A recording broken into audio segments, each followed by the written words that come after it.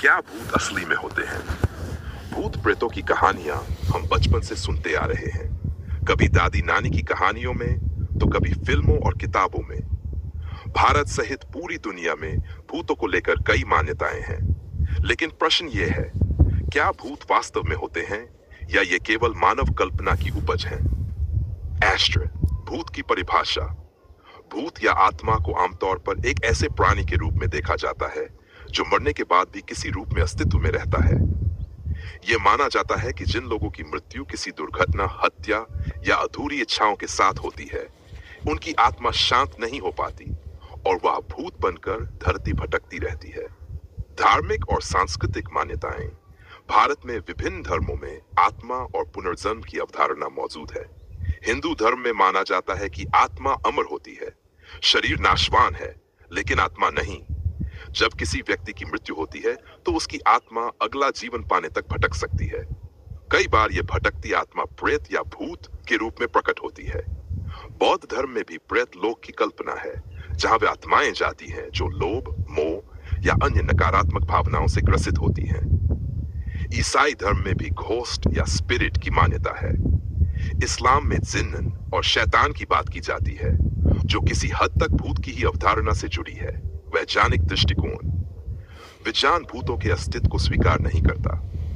वैज्ञानिकों का मानना है कि भूत प्रेतों की कहानियां मुख्यतः डर, भ्रम, मानसिक बीमारियों या सामाजिक मान्यताओं का परिणाम होती हैं। जब कोई अकेले सुनसान जगह पर होता है तो उसका दिमाग डर की स्थिति में चीजों को बढ़ा चढ़ा कर देख सकता है। इस प्रकार कभी कभी सामान्य घटनाएं भी असामान्य प्रतीत होती हैं। स्लीप पैरालिसिस, स्किज़ोफ्रेनिया और डिप्रेशन जैसी मानसिक बीमारियों में भी व्यक्ति को आवाजें सुनाई देना, परछाइयां दिखना या किसी की उपस्थिति महसूस होना आम है, जिसे लोग भूत मान लेते हैं। भूतों के पक्ष में तर्क। हालांकि विज्ञान भूतों को नकारता है, फिर भी कई ऐसे अनुभव हैं जिन्हें अभी तक वैज्ञानिक रूप से पूरी तरह समझाया नहीं जा सका है। बहुत से लोगों ने अपने अनुभवों में बताया है कि उन्होंने किसी आत्मा की उपस्थिति महसूस की, किसी दिवंगत व्यक्ति को देखा या कोई अजीब घटना घटित होते देखी। भूत प्रेतों की खोज के लिए कई वैज्ञानिक प्रयोग भी हुए हैं, जैसे कि ईवीपी, इलेक्ट्रॉनिक वॉइस फिनोमेना के माध्यम से अनसुनी आवाजों को रिकॉर्ड करना या थर्मल कैमरा से किसी अदृश्य उपस्थिति का पता लगाना। हालांकि इनके निष्कर्ष अक्सर अस्पष्ट रहे हैं। मनोवैज्ञानिक पहलू। मानव मन अत्यंत जटिल होता है। डर एक स्वाभाविक प्रतिक्रिया है जो हमें संभावित खतरों से बचाने के लिए विकसित हुई है, लेकिन यही डर कई बार भ्रम पैदा करता है। जो लोग बचपन से भूतों की कहानियां सुनते हैं, उनके मन में इनकी छवि गहरी बैठ जाती है। जब वह किसी असामान्य स्थिति में होते हैं, जैसे अंधेरा, अकेलापन या डरावनी जगह, तो उनका दिमाग उन्हें भ्रमित कर सकता है।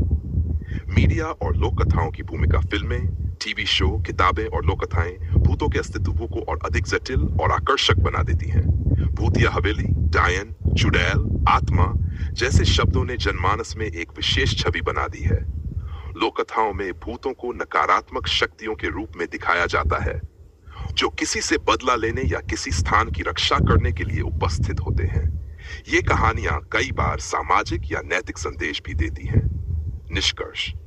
भूतों के अस्तित्व पर पूर्ण रूप से एकमत होना कठिन है।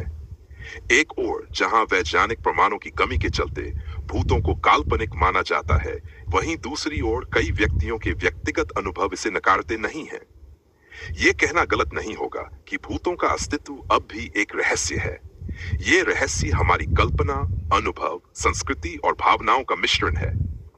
हो सकता है कि भविष्य में विज्ञान ऐसे उपकरण विकसित कर ले जो आत्मा या भूत जैसी अवधारणाओं को सिद्ध कर सकें। लेकिन जब तक ये स्पष्ट प्रमाणों के साथ सिद्ध नहीं होता, तब तक ये कहना अधिक उचित है कि भूत असली हैं या नहीं। ये एक व्यक्तिगत विश्वास का विषय है।